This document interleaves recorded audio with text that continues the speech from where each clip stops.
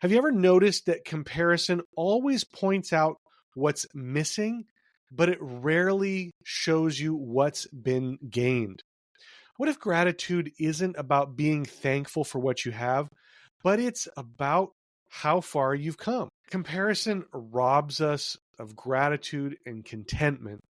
And in fact, it's the beginning of discontent. Hi, I'm Chris LeBrun, your host of the Wholistic Productivity Podcast. As someone who's never been afraid of dreaming big and going for it all, I often find myself with a lot on my plate. I'm a husband and father, a nonprofit fundraiser, and an entrepreneur.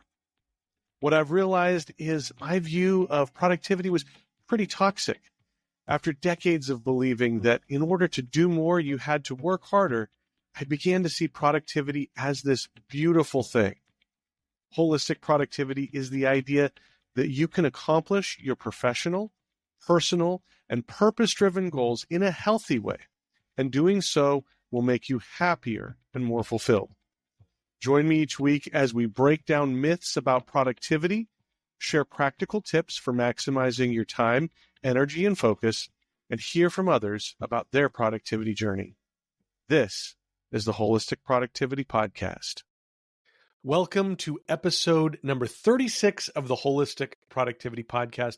My name is Chris LeBrun. I'm your host. I'm a productivity coach, and I'm just so glad that you are here for this episode today. It's a great episode. This is episode number 3 in our series on gratitude this month. I'll get to that more in just a minute, but I'm so excited that you are investing in your goals by listening to the podcast, by taking this time to maybe change your mindset, to maybe think about things in a new light. My purpose with this podcast is to help you dream big, plan smart, and live fully. And I hope that is what happens for you today. Like I said, this is our 3rd episode in my series on gratitude this month. And I'll have links to the other episodes in the show notes. You'll want to check that out. But we did an overview on gratitude with Dr. Will Johns in episode number 34. Last week, we talked about self-care as a form of gratitude. And today we're going to look at gratitude from a different perspective, but I'll get to that in just a minute. First, I want to invite you to join the Holistic Productivity Community on School. School is an online community for people to grow and share together. It provides accountability for you on your goal journey. This month, we've been doing a daily challenge on gratitude just to get everybody thinking differently about what they're grateful for. And that's been a huge success. If you join now, when you're listening to this, as soon as it airs, you'll still have a chance to get in on that challenge. I've made sure that the community is in your budget, and that's because it's absolutely free. And you'll be interacting with people from around the world, Australia, Peru, Tunisia, all across the US. It's amazing. So check out the show notes for your link to school. That's spelled SKOOL. You won't regret joining the community, so do it today. Now, for today's topic, are you competitive? I know I am. Just ask my wife. I play to win regardless of what it is. And I used to think that being competitive made me driven until I realized that most of the time I wasn't competing to grow. I was competing to prove. And that constant comparison, well, it kind of left me feeling smaller, not stronger.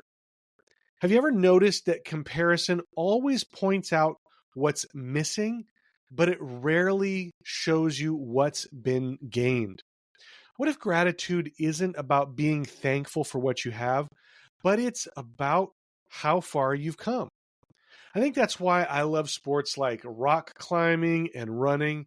Now, I haven't climbed in years, but it used to be a big hobby of mine and something I did all the time.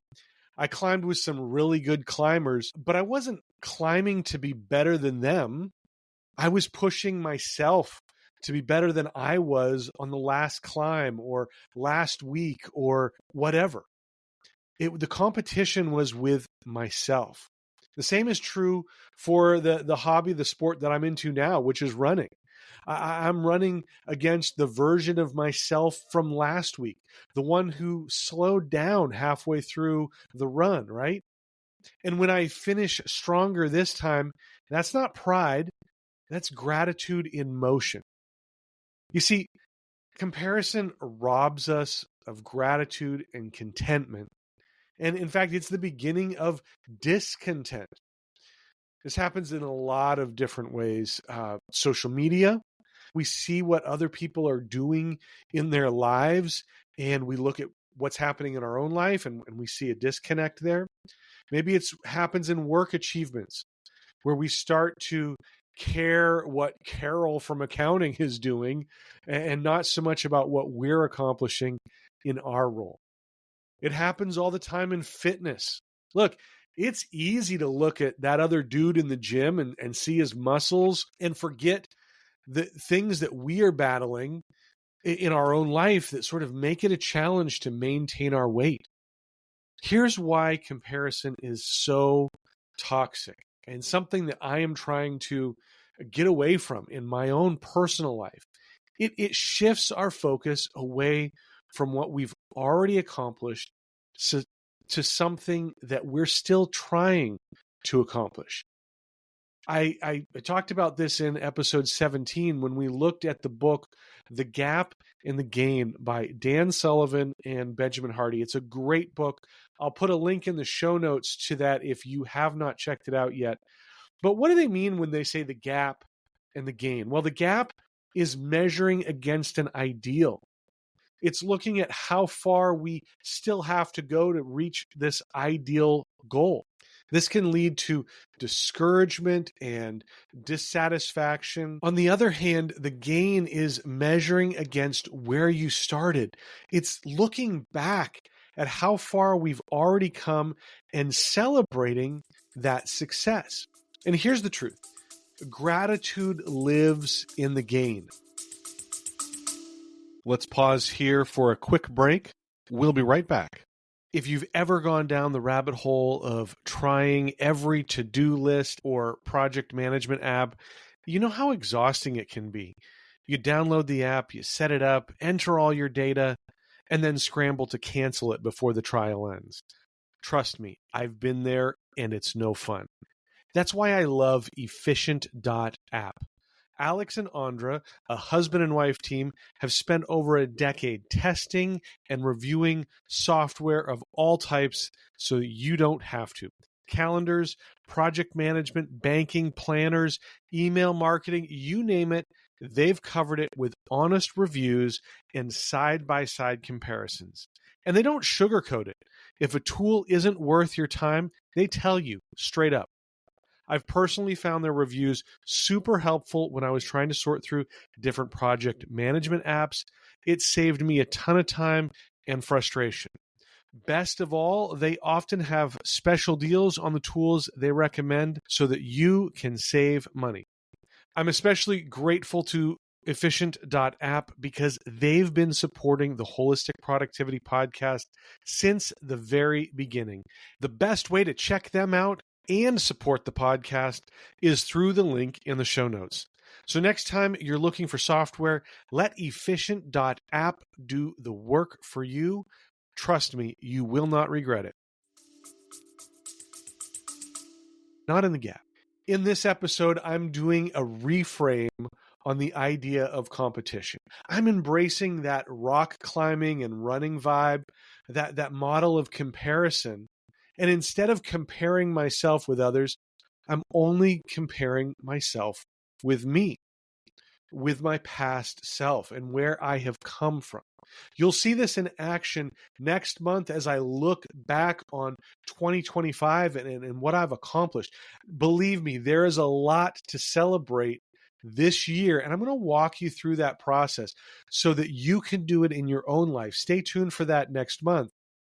Now, this isn't about self-criticism. It's not about self-recognition. I'm not here to pat myself on the back. Because here's the thing.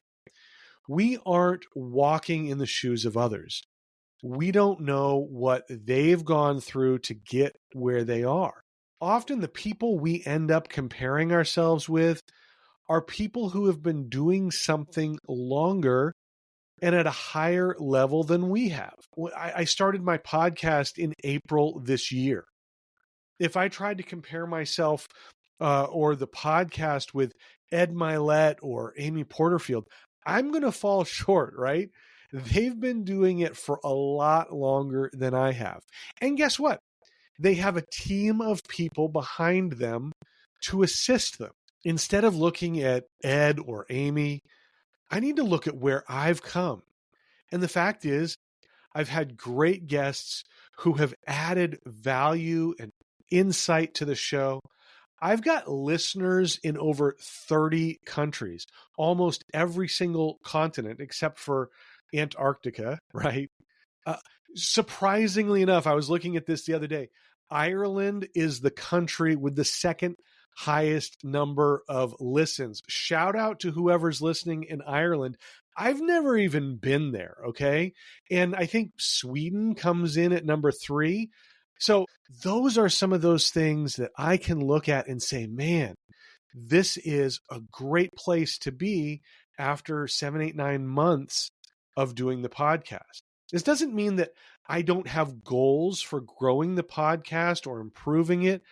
Look, I have some guests on my wish list that I would love to have on the show. I mentioned it when I brought my first guest on. That was episode number 16. My ultimate guest for this show, if anybody can connect me with Sir Richard Branson, I would love to have him on the show. I think he's got such an amazing business mind, and he has gone through so many challenges to grow the business he has. I'd love to talk to him. So it's okay to have these growth goals that we want to have, whether it's for a podcast or for our health journey or our business, anything in life.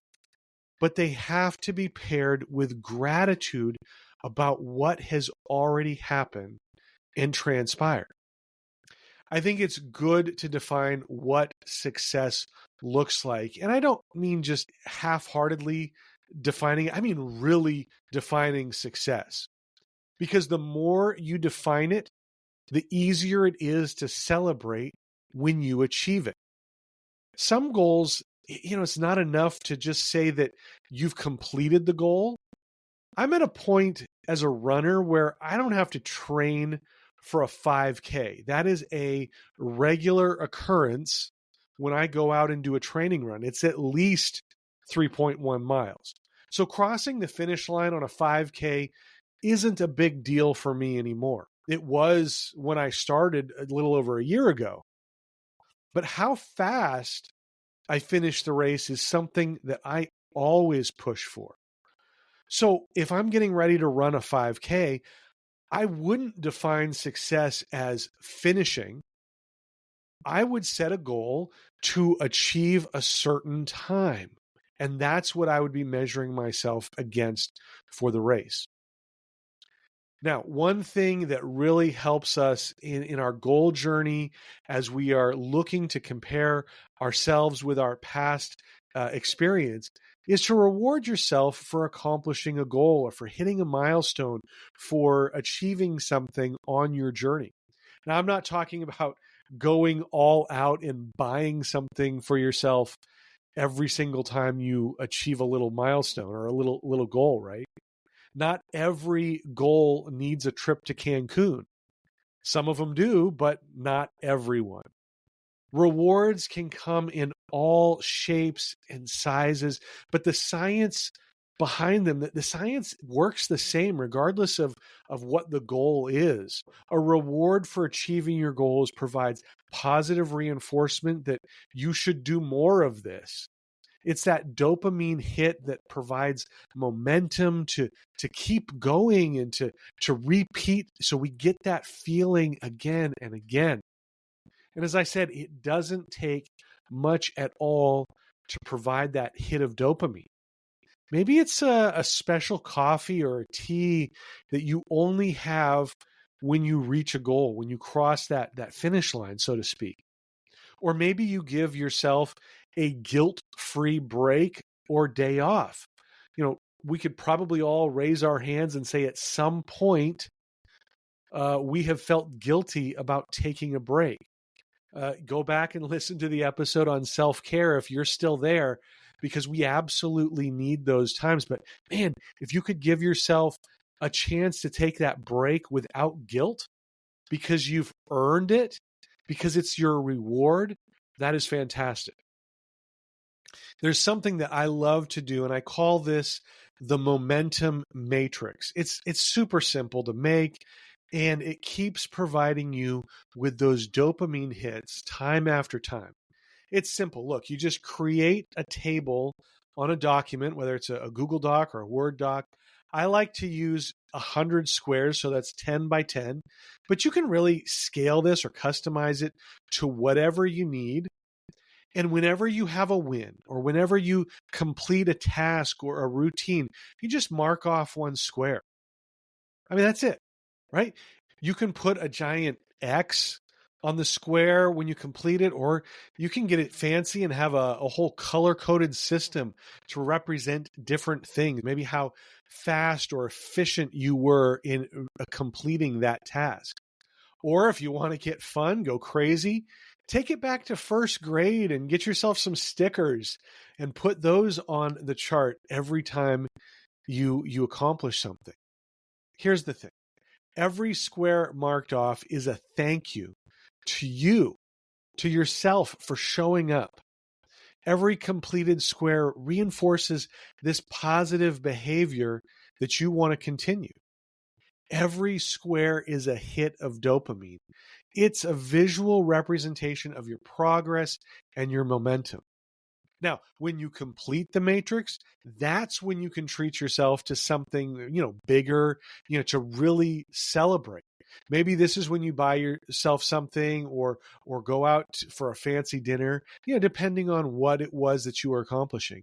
It's not every time that you do something, but only at the end. And that kind of, again, helps with the financial side of this as well, right? Another powerful tool to keep you motivated is accountability. We respond to challenges much better when we're not alone. And an accountability partner can really keep you focused and on track and motivated. My run times on race day are always better. Let's pause here for a quick break. We'll be right back. Living with pain is no fun at all. Whether it's sore muscles from a workout, nagging joints, or even stress that just won't leave you alone.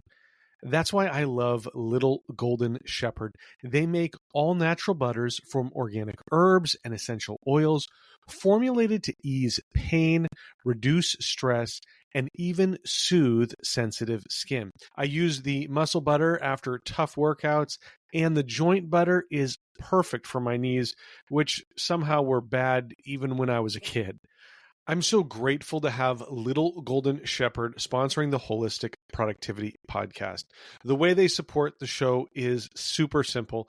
Every time you shop through the link in the show notes, a portion of your order helps keep this podcast going. And here's the best part.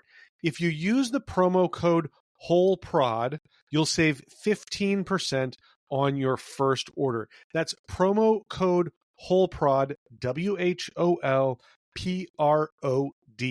Try Little Golden Shepherd today. You're going to love it as much as I do, and your muscles will too. Then when I'm out by myself training, part of it is the adrenaline that keeps me going, but also it's that feelings of others being there with me in the fight. Or like I said, I'm competitive. Maybe I look at that guy, I'm like, hey, he ain't going to beat me. I'm going to make sure that I stay in front of him, right? But find somebody that you can share your goals with and report regularly to them how you're doing. Let them know. Am I making the mark this week? Have I hit my goals? What does my momentum matrix look like? Accountability partners can be your spouse or your partner, a coworker, maybe a trusted friend or a business partner. If it's a business partner, remember, you're not trying to outperform them. you're trying to outperform yourself. And true accountability should invite connection, not competition. Remember, gratitude isn't something we feel, it's something we practice. So put this into practice this week. Yeah, I want to challenge you this week. Take a step in cutting out the comparisons, right? Stop comparing yourself to anyone else. Don't live in the gap. Stay in the game. Measure your progress against last week's version of you. And you don't have to measure your entire life all at once. Just pick one area. Maybe it's work or health or relationships or even your distractions. I've talked about this before in the Holistic Productivity Planner. We track detours, those things that get you off of course, not because we want to celebrate them, but because we want to avoid them in the future. So pick one area that you're going to measure and track your progress using a momentum matrix, or maybe it's a journal that you want to use, whatever works for you. But at the end of the week, don't ask, did I win? Man, that's such a loaded question. We always want to win. And so we're going to say yes. We're going to figure out a way to say yes to that question. Instead, ask yourself, how did I grow this week? What lessons did I learn? How did I show up better this week than I did last week? Where were the improvements? Where were the struggles? And look for those, again, measuring against yourself. Here's another question you can ask. Who were you a year ago? And what would that version of you thank you for today? That's a powerful question, because if we're not looking back and seeing where we've come, we forget about the challenges we've overcome. We forget about the struggles that we made it through. We forgot about the learning that happened and the processes that we took, the people that helped get us where we are today. We forget all about that when we look forward and we look at somebody else. We look at what they've accomplished, and we don't see any of that for them. We don't see any of that for ourselves either. So look back. Who were you a year ago? Where were you at? What is it that person would say, man, thank you for getting me through this in this year? So let's recap what we talked about today. It wasn't a long episode. It's not really a complicated idea here. But comparing ourselves against some unrealistic standard, either that we've set for ourselves or that we see in someone else, only steals gratitude. That's living in the gap. When you shift your focus from competing against others to celebrating your own growth, you begin to transform your mindset. You start living in the game. When you measure progress against your past self, you start to see every step forward as something to be thankful for. Through these simple practices like defining success on your own terms, acknowledging small wins, and using tools like a journal or the momentum matrix, you can turn self-improvement into a daily act of gratitude. And that's what I hope you can accomplish. Again, test it out this week. Challenge yourself to look at where you have come from, not against where you are trying to go. That's it for the show today. Thank you so much for being here. Again, I just appreciate that you are focusing on your goals and you're taking this time to prioritize them.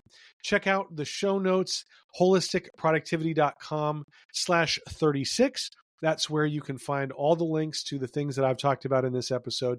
Make sure you're subscribed on your favorite podcast platform. If you want to watch the show, subscribe, like, follow on YouTube as well, and you will get the next episode as soon as it drops on Tuesday. You don't want to miss out. You don't want to be getting it, days later. If you liked the show, do me the favor of rating the show. It's not for me. I don't even really look at the ratings. but 5 stars just lets somebody else know that you like the show, that you're getting benefit from it, and that's great for them as well. Follow at Wholistic Productivity on social media. I mentioned YouTube, LinkedIn, Substack, Threads, Instagram, Facebook, all of the socials. Find us there and look for more productivity tips, motivation. Again, we love providing that, so come check us out. I mentioned this at the beginning, but you've got to check out the Holistic Productivity community on School. Man, it's just so great. We're focused on helping each other be more productive in every area of life. There's great conversation. There's book recommendations. There's fun things that are happening. Great resources for you. And like I said, it is free. So go check that out. Link is in the show notes.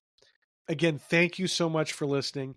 As always, my goal is to help you dream big, plan smart, and live fully. Take care. We'll see you next time. Before I sign off, close your eyes for a minute, unless you're driving. But close your eyes and imagine this. It's Friday. You're excited for the weekend. TGIF, right? You're wrapping up the work week, getting ready to leave the office. But as you're walking out the door, you start to reflect on the week and you say, what did I even accomplish this week? It's a frustrating feeling and a horrible way to start your weekend. You know that you've worked hard all week, but you have little or nothing to show for it. If you've ever had these feelings at the end of your week, I have a special offer for you to help you on your productivity journey. I talk about it all the time. Being intentional with your time is one of the biggest parts of productivity. And one of the best ways you can be intentional is to plan your week. Planning your week provides clarity on your priorities. It eliminates confusion about what needs to be done, and it sets you on a path for success. Now, I've developed the perfect tool to help you plan your week. I call it my Sunday strategy, and I want to give you my Sunday strategy worksheet and guide absolutely free when you sign up for my weekly newsletter. The guide offers clear strategies for using the principles of holistic productivity to plan your week. You'll have a mindset shift away from the toxic aspects of productivity, and you'll get step-by-step directions for using the Sunday strategy worksheet. With my Sunday strategy, you only need 15 minutes each Sunday to plan out your entire week. It'll let you identify major projects and tasks that are coming up, assign those projects to specific days, and best of all, there are different sections for each area of your life: professional, personal, and purpose-driven, so you can reach all of your goals. My Sunday strategy worksheet also includes a weekly habit tracker to keep you focused on the habits that you want to develop. So if you want to avoid those Friday feelings of frustration and despair, you need my Sunday strategy worksheet. It's the perfect planning tool to help you build the winning strategy for your week. It's a resource you can come back to each day to keep you focused on reaching your goals, and it's an accountability tool to help you track your progress. Basically, it can help you have the most productive week ever. Like I said, it is completely free when you sign up for my weekly newsletter, which also features more strategies and tips to help you dream big, plan smart, and live fully. To get my Sunday strategy worksheet and guide, go to mysundaystrategy.com and sign up. That's mysundaystrategy.com. There will also be a link in the show notes, but again, mysundaystrategy.com. Look forward to having you back here for the next episode of the Wholistic Productivity Podcast.